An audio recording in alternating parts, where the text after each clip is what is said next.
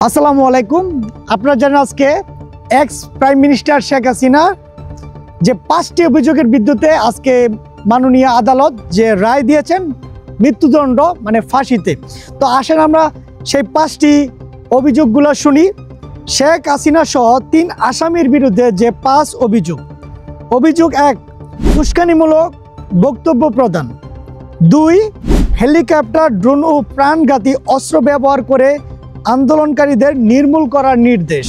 3, রংপুর বেগম রোকেয়া বিশ্ববিদ্যালয়ের ছাত্র আবু সাইদকে গুলি করে হত্যার নির্দেশ। 4, রাজধানীর চানখালপুর এলাকায় আন্দোলনরত 6 জনকে গুলি করে হত্যার নির্দেশ।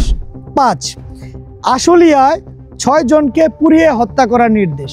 এই ছিল শেখ হাসিনার বিরুদ্ধে 5টি অভিযোগ, যেই ভিত্তিতে আদালত ওনাকে মৃত্যুদণ্ড দিয়েছেন। 2 জনকে মৃত্যুদণ্ড দিয়েছেন। সেই 2 জন হচ্ছে আসাদুজ্জামান খান, সাবেক স্বরাষ্ট্রমন্ত্রী, এবং সাবেক ex prime minister Sheikh Hasina. আর একজন ছিলেন মামুন, ওনাকে আদালত 5 বছরের দণ্ডিত অপরাধের জন্য 5 বছরের সাজা দিয়েছে।